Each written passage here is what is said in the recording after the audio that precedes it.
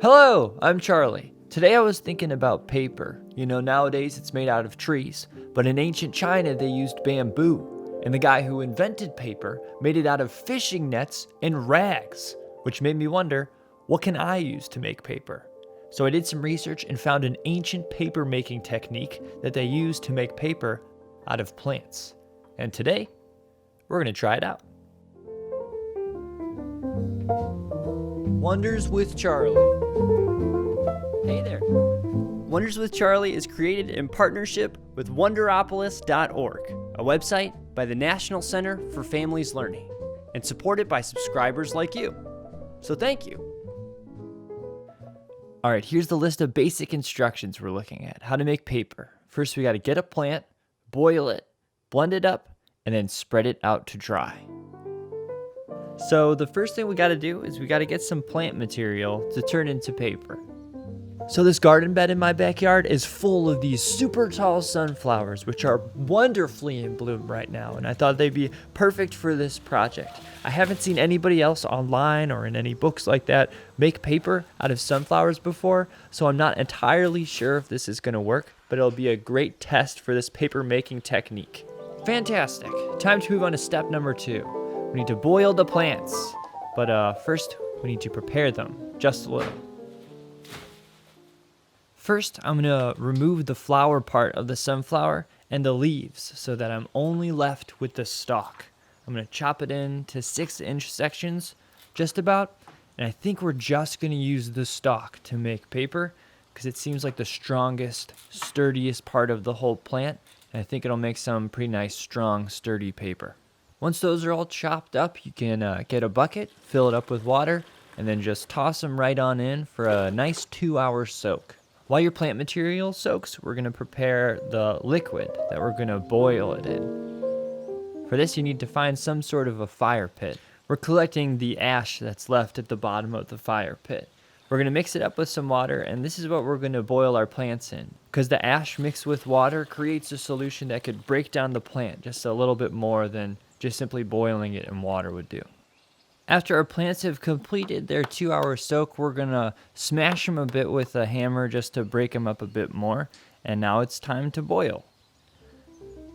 I thought that using a grill was just like a genius idea to boil this plant material, but I soon found that that was not the case because I couldn't get it to boil at all. But luckily, I pulled out a camp stove and it was boiling in no time. After a quick 30-minute boil, the plant material was ready for our next step.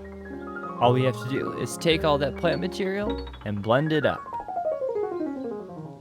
This is the easiest step right here. You just put your stuff in a blender, maybe add a little water, and then blend it up, chop it up until it forms a nice chopped up, goopy, liquid slush. Here's what mine looked like after about 20 minutes of blending. So it definitely takes a long time.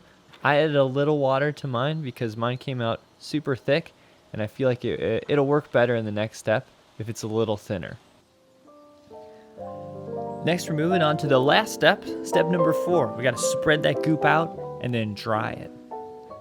The first thing we got to do is make a contraption to dry out the goop and spread it out. So for this, all you need are some old frames, a pair of scissors, some screen, and then something to attach that screen to our frames. I'm going to use a power stapler. All we're going to do is cut out a piece of screen that's about the size of each one of our frames and then fasten it to the back of those frames. Here's what mine looked like. I made a large one and then a smaller one.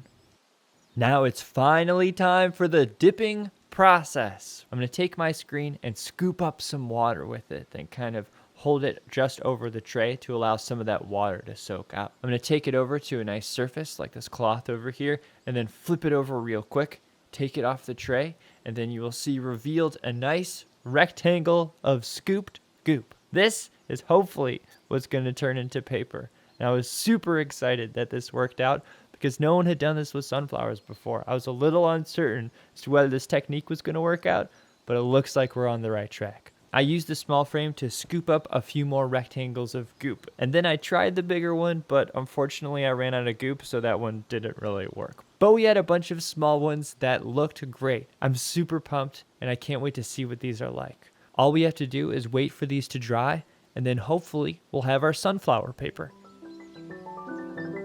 So it's a few days later and the paper is dried out, and here are our final results. They actually turned out pretty nice, right? See, they're a little thick, and if you look closely, you can see the plant bits in them, but they cut very well, and they're pretty bendable too. You clean them up, and I think they look great. You can also kind of write on them. It doesn't look fantastic, but you can definitely write on them. So I give sunflower paper a pass. But if I did it again, I might blend it up a bit more and make the paper a bit thinner because it came out a little too thick, I think. But I'm pretty excited about how this turned out for sure, because this means that the technique works. So give it a try.